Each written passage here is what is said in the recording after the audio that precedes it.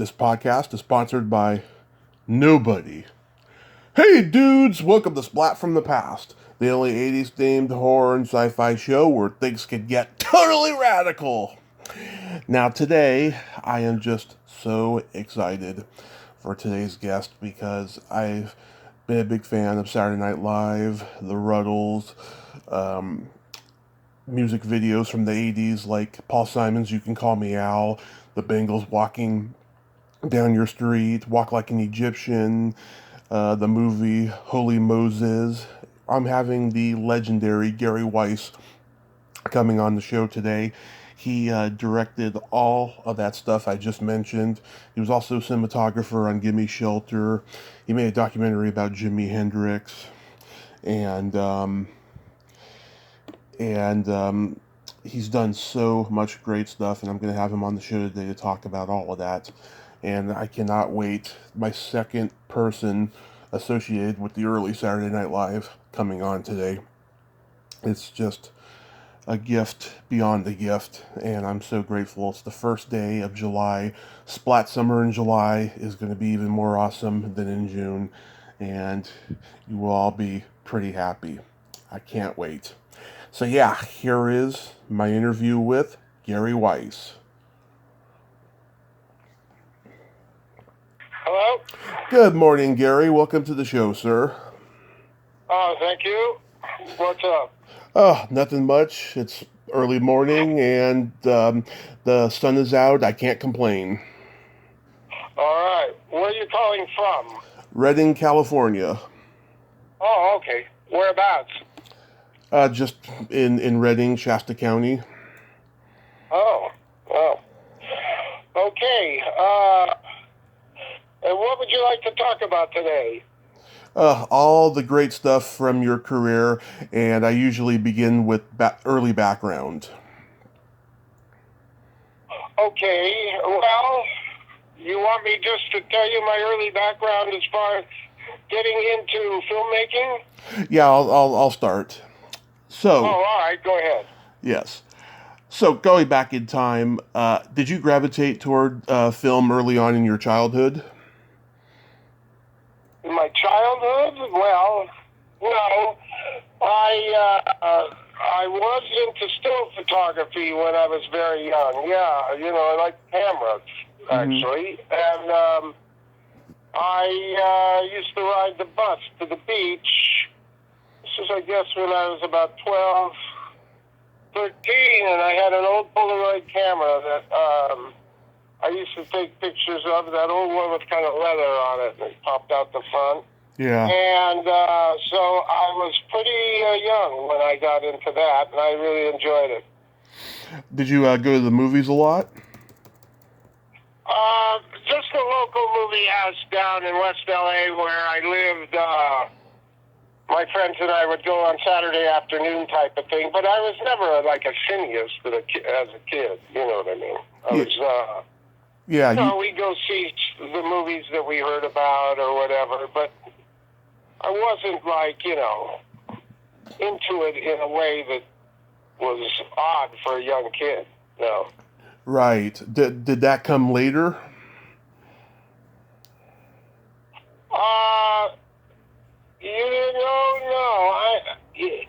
No. Interestingly enough, I never was like, I'd go see films that I heard about, as I later on, when I was mobile, had a car, and was running around Los Angeles, and I would go to a film probably once a week anyway, and there was some, interesting things that I got into.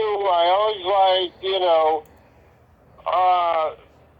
I'm big on nonfiction, so I probably was finding out those films, comes from a true story, et cetera, and then I got into foreign films, Truffaut and all of that, so I guess I was a little bit into it then, and Toshiro Mifune, and,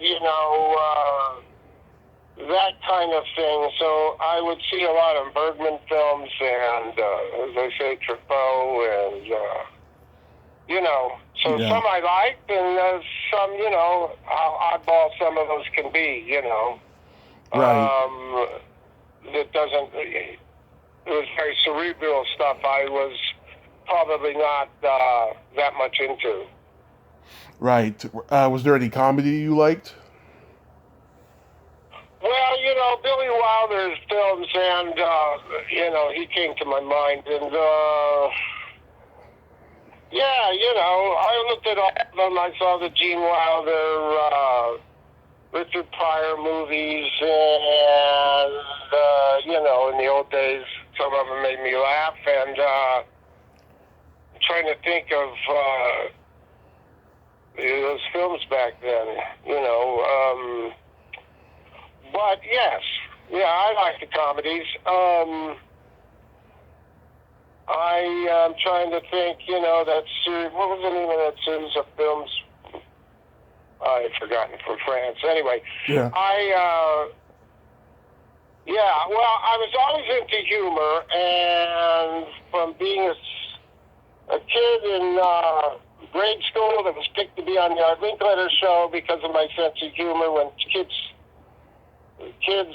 say the darndest things kind Right. of segment, and then when I went on to junior high and high school and all that business, I was always myself into humor. So I'm sure I saw a lot of comedies. They're just not coming right to mind right this second. But anyway, yeah, of course. Yeah, because a lot of the stuff you've done in your career has been comedy, so that's why I had to ask that. No, yeah, absolutely, yeah. Yeah. So after high school, did you attend college? I didn't. I just attended City College for a half a year, but I was a beach rat, and I was a volleyball player, you know, in tournament kind of volleyball when I was about 18, and I ended up going. I had met some guys at City College that lived in Hawaii, and I ended up moving to Hawaii for a while, and spent some time over there.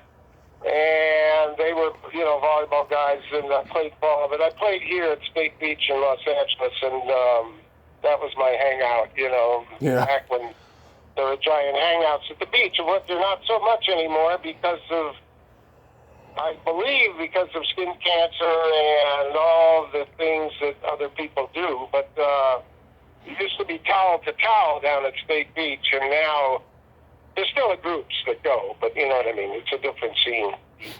Right. It's all female teams now as far as volleyball goes.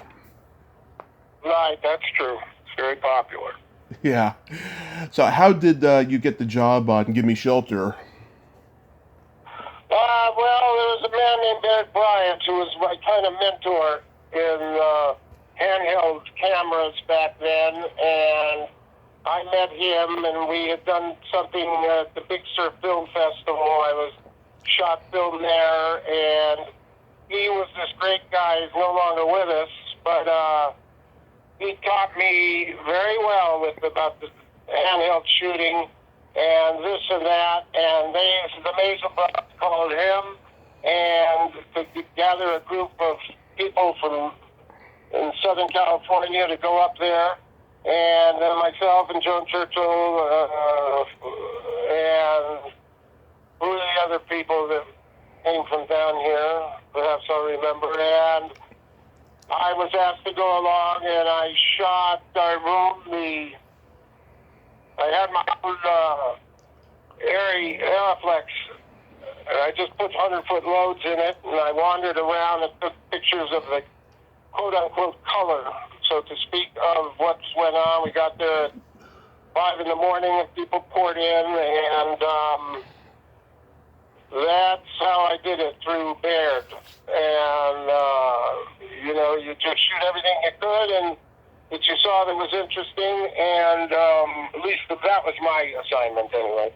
And I just wrap the film and unload it, can it, throw it in a barrel at the trucks, keep shooting. So that was my shelter experience. Was it? I finally ended up leaving the venue at Gimme Shelter because it seemed to be getting a little scary. Yeah.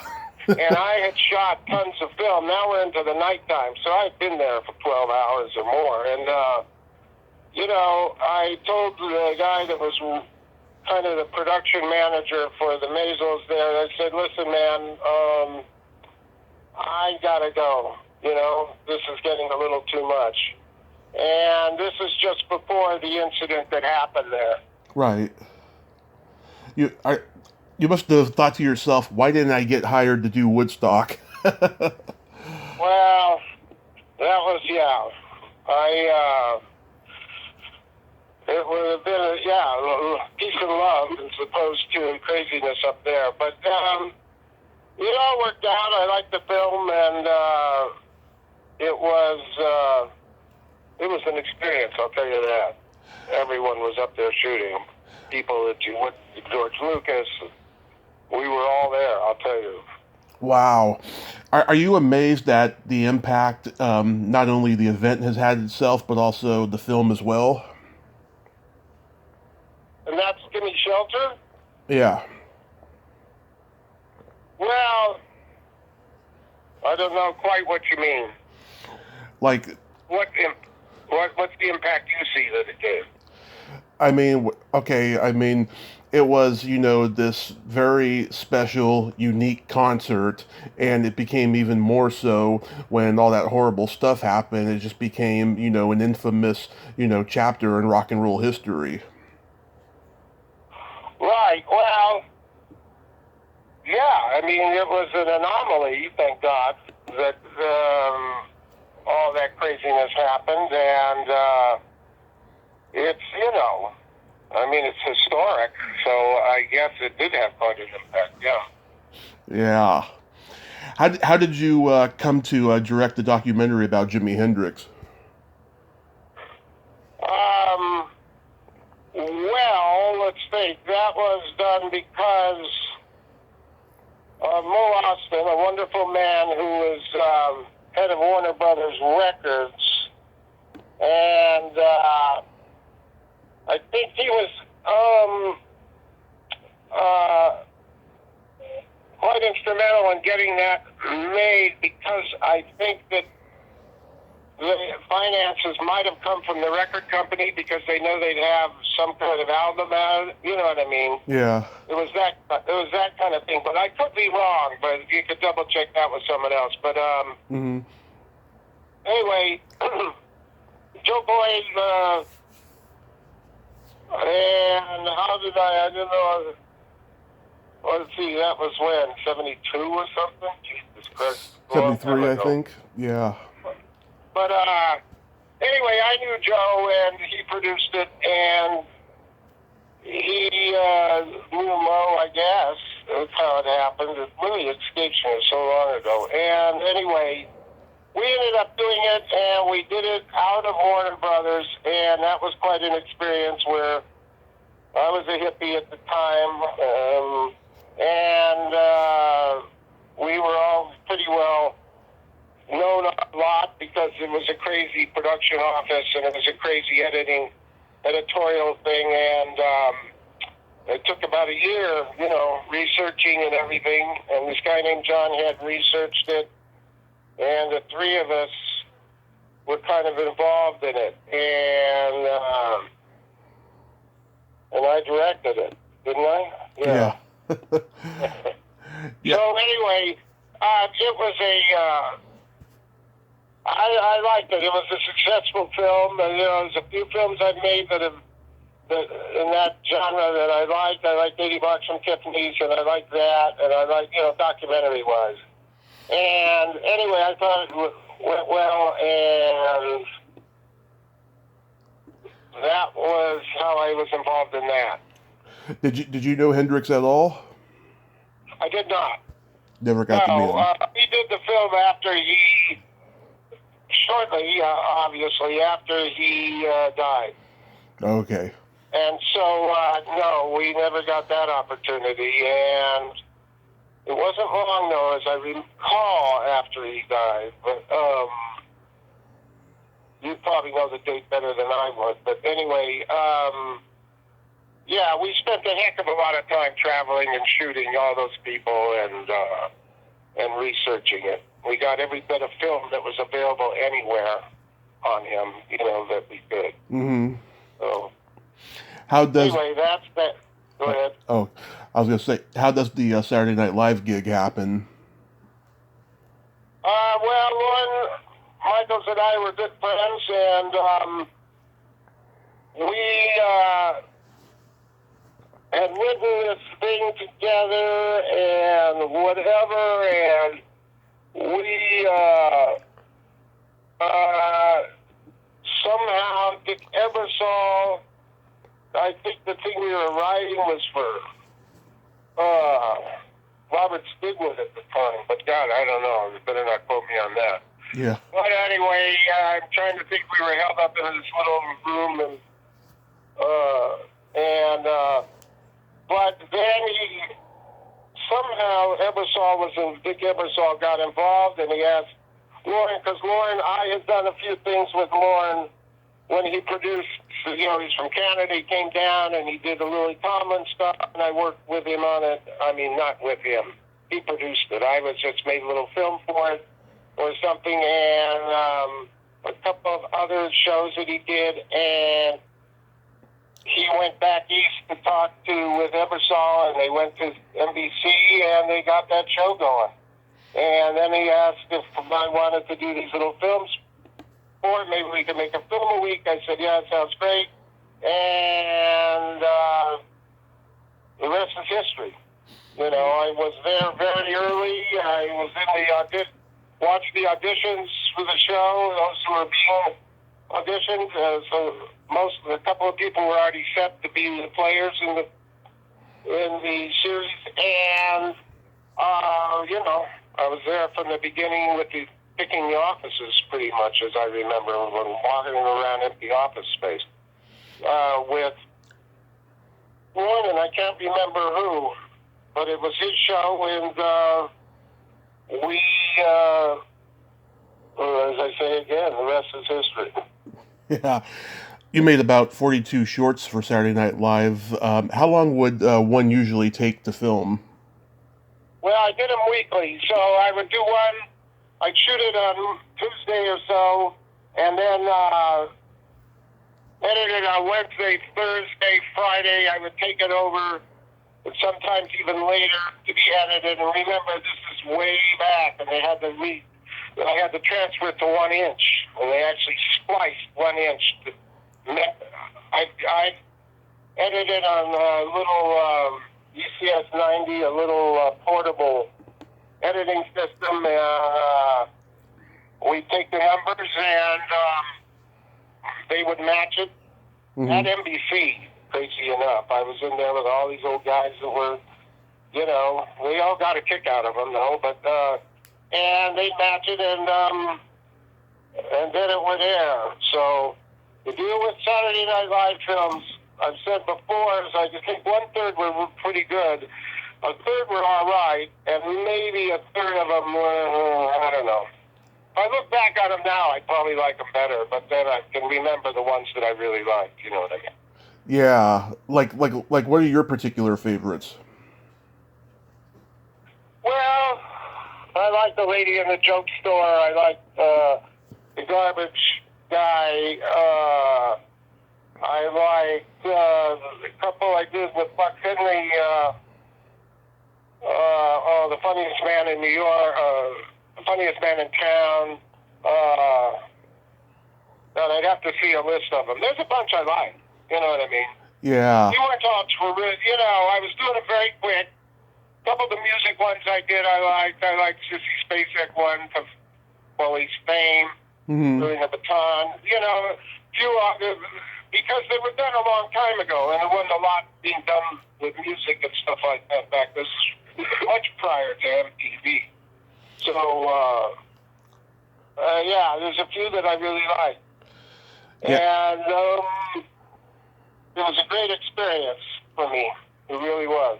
I mean, I was under no supervision whatsoever. I went around and I was just guy running around New York making these 2 to 3 minute movies, and it was great. I mean, you know, I don't know. It's an opportunity that was pretty rare, I think. Absolutely, especially nowadays. My personal favorite is Hollywood Homes with Steve Martin, where he's claiming. Oh yeah, I love that. Yeah, well, he's fantastic. Yeah, I mean, he's very good at stuff like that. As is, you know, a few people that funded the films. I've forgotten other than Buck, but he's, you know. Yeah, it seems to me that your films on Saturday Night Live were goofy and absurd, whereas Tom Schiller's films bordered on tragedy and paid homage to all the great filmmakers in history. Right, that I don't know. You know, Yeah. I can't comment on that. I'm not sure about all that. Yeah. Anyway, that's. I'm trying to think what else in my filmology, so to speak, we can do. How does Holy Moses come to you? That's a good question. Why was it? Who did that originally? It came to me. I had an agent, and he might have gotten the script and might have put my name up, and they were interested because it would have been my first feature, so to speak. Mm-hmm. And I met David Beagleman, and he was going to produce it, and Freddie Field, and I guess they took a liking to me, and I remember being in there with David Beagleman, who said one of the great phrases. It's probably an old phrase, but when we were trying to pitch Dudley Moore, there were a couple people in the room, you know, to the executives at Warner's or Columbia, I guess it was, and I was going, and Beagleman was very articulate and very intelligent, and he had kind of already sold them, and I kept going a little bit. And David Beagleman turned to me and said, "Gary, we've struck oil. Don't dig any deeper." When we sold Dudley Moore, so that was, I can always remember him saying that to me.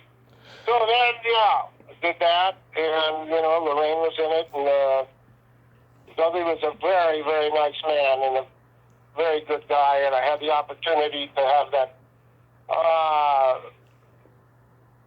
an ensemble of, you know, all of those people who were in it from Pryor to... John Ritter. Yeah, and Gilgood, and can you imagine? I mean, all those people. So it was Madeline Kahn and... Dom DeLuise. So, yeah, that's right. Terrific guy, Dom. Anyway. Yeah. Shame, you know, we're talking about it and they're all dead. Right. So you know what I mean. It's awful. But anyway. I heard Dudley Moore used to play piano between takes for the cast and crew. Yeah, I don't know if I remember where, but he was a musician. Yeah, he was classical. He's a very nice guy, very funny guy too. Very nice guy. Yeah. How's the Rutles come about for you? Well, the Rutles was Eric Idle's brainchild, I think. He maybe with Monty Python they had done something like that, or no, or he wanted to, or whatever the deal was. You know, a little sketch. Mm-hmm. But then he had an idea to do it as a parody of the Beatles. And he came to me, he did the show. I did a little film with Eric at the show at Saturday night. And then he asked me would I be interested in getting involved in this longer form thing. I said, sure. And he told me about it. And I said, sounds great. And because I grew up with the Beatles, so I liked it. He was an expert of the Beatles, you know, an absolute, knew everything about them. And thus he was able to write all that stuff that was a send-up of... And George Harrison, another terrific guy, got involved too. He was very instrumental in with the film in its own, in his own way, his character and all that. He was a good guy. And I remember we got it off the ground through NBC, and that was it. Another very, another film that I really liked. It's I mean, it sounds awkward to say, but yeah, it was something I did that I liked, and it was successful, and not successful on television as I remember, but for ratings, it was too offbeat. But yeah, life, it has a strong afterlife. You know what I mean? Yeah, and it's been my belief that if it wasn't for the Rutles, there probably would have never been Spinal Tap. Maybe not. So yeah, it was good. So that's how I got to doing that. It was a good experience. How was the experience working with Woody Allen on Manhattan? Well, that was interesting. I was asked to do it. I met him beforehand. I said, God, I don't know. He said, well, they want to give you some sides, meaning script pages. So I said, all right. And so I was doing, one of the reasons I guess they asked me is because of what I was doing, because part of the film was a late night talk show that he gets tired of or whatever it was. I've forgotten all the story point. The point is that he met me and he was either on the street or someplace and handed me all those pages, and I said, God, I never memorized all this dialogue. Yeah. And he says, no, you don't have to do that. Just read it and just talk back with me. You can say what you want. He was very cool that way, Mm-hmm. I'm sure he does that in a lot of his films, and or did. And we did it. It was they picked me up and took me down to the set, and it was in a booth, supposedly in a television show, and it was very dark in there. And what was the guy's name who shot it? It took forever, but he was a very good director of photography. At least that seemed to. And we did it, and then I did another great thing with him outside that was cut from the movie, where I walked in. So, I spent a couple of days, and it was a great experience. And he was his strange self, and nice, but nice, with me anyway, very nice. It all worked out, so. That was an experience, yeah, I forgot. What made you start directing music videos?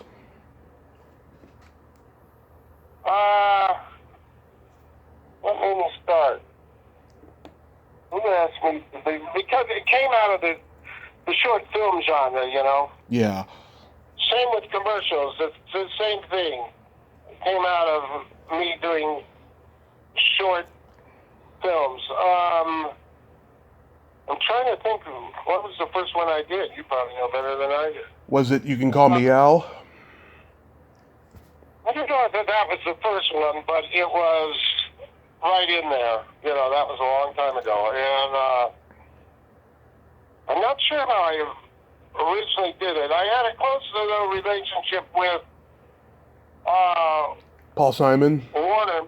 Well, with Warner Music, which Paul Simon was with at the time, and I'm sure that was Warner Brothers Music. And as I mentioned before, Mo from the thing, and I knew the people up there that did the promotion and the videos and all that. So I've done several of their acts. I did the George Harrison, I think, thing with them. Got My Mind Set on You, and yeah. I did and I did a bunch of stuff, and I'm trying to think. I'll probably misquote the acts that were signed to Warner Brothers at the time, but yeah. How was anyway? You did 2 videos for the Bangles. How was working with them? That was good. They were good. Susanna was good. She's nice. They were all nice. I never, very few people, of all the weird stuff I've done and everything, Yeah. I've had a couple of bad experiences with people, but which I thought wasn't my doing, of course, but I'm sure it wasn't, because I've always been pretty, I just want to have laughs and have a good time on the set and stuff. But a couple of people were nasty, but not many. Out of all that stuff, out of all the commercials and all the music videos, and I've had a pretty good run of people being nice. You know what I mean? They were some nice folks. Anyways, they were nice, the Bangles, and of course that becoming successful Walk Like an Egyptian didn't hurt either. You know what I mean? Yeah. I know you. Go ahead. I know you get asked this a lot, but that iconic shot of Susanna's eyes, which is part of her stage fright, did someone tell you to put the camera on her during that part of the song? No, I probably was just covering it because I'm sure we did that song a bunch of times. Mm-hmm. And she was good, very good. She had good stage presence, and she photographed very beautifully. So, and the guy, I never worked with him again, and I've forgotten his name, who shot that on the stage, that portion of it. And he might have shot all the other stuff on the street, too, but I don't know whether I did part of it or he might have. I don't want to shortchange him. But he did it beautifully. The guy was, and I knew him through a friend, the DP, and he photographed it nice. She has a lot of stage presence. She was great. Yeah, I love the Walking Down Your Street video. It reminds me of the Beatles or the Monkees, just being goofy and what have you. Yeah. That was... Yeah, so then I think that did okay, too. Walk Like an Egyptian, though, was a big hit, so that was great. Right. I just love it that they refuse a ride from Randy Quaid in that video, though. How did you get him? Oh, Randy? Yeah. Yeah, which one was it? He was in? Oh, Walking Down Your Street. Oh, yeah. Yeah, he was a guy who I knew how and what. I had known him for a while, and I don't really remember. I'm sorry. A lot of this stuff goes, you know what I mean? Yeah. Memory bank. The memory bank is... How about how that came about, but How about Little Richard? How about him? And he was what? How about working with him in that video? Now, what? I know this sounds terribly feeble. What video were you talking about just then? In Walking Down Your Street, because they win the contest to open for him. Oh, God, you know what? I can't get it. I don't know. Okay. Well, Little Richard, is the Hendrix film. Mm-hmm. I had some contact with him, so he was great in the Hendrix movie. I remember him sitting at his piano. But, so I guess, there was some connection there, and we were able to get him. You directed the second version of George Harrison's "I Got My Mind Set on You" video, which is way better than the first. Yeah, the second version. They didn't like the first one. Yeah, first one's bland. That was the crazy thing. They sent me the song on a motorcycle when I was in the countryside of England, and I listened to it, and then I talked to the record company, and whether I talked to George or not, but that was fortuitous. I liked it and came up with the idea. He liked it, and so we went ahead and did it. Nice. And he was another wonderful guy, George. Good guy. I knew him pretty well for a while, and yeah, he's a good guy. Wonderful. So did you retire from filmmaking after a while? Well, did I retire? I know I got into commercials, you know what I mean? Yeah. That was Randy Quaid, actually. That was the first commercial I made.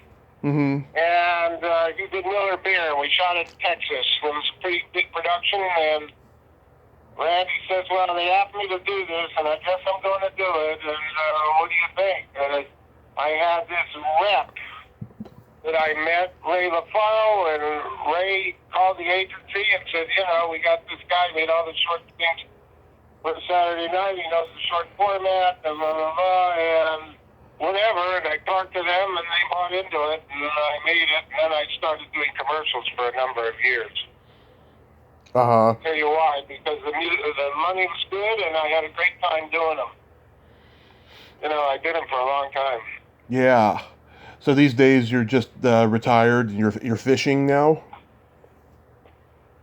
Well, pretty much, yeah, you could say that. I fish, and, the pandemic has screwed everybody up, and it stopped me from going to Mexico where I like to go, and I keep a little place, and I do fish. I fished all over. I fished all over when I was doing commercials. They'd always get me someone to go fishing with in the state I was in. Mm-hmm. And so that was it. Now, Tommy. Yeah. Can we continue this on Tuesday if you want? I've gotten everything I need. Oh, do you? All right, very good. Yeah. Because I kind of got to get going, and there's a lot more to talk about. Peckinpah and all of my influences when he asked me to make a film in the old days, which involved me a camera. The point is, I got to go. And, all right. But I'd be happy to talk to you more on Tuesday. Well, if you feel like it. All right. Well, Gary, this was a tremendous honor. Thank you so much. And oh, no, you're very welcome. I hope I haven't shortchanged you in all this. Oh, not at all, sir. Not at all. You have yourself a wonderful day. All right. You too. Thanks a lot. Okay. Bye-bye. All right. Bye, man. Well, there you have it. Gary Weis. Ain't he a cool dude? Very interesting guy. Great stories. An amazing life. It was great to talk to him today. Well, until next time, this is Tommy Throwback Kovac saying, there's no shame in living in the past, because the present sucks. Later, dudes.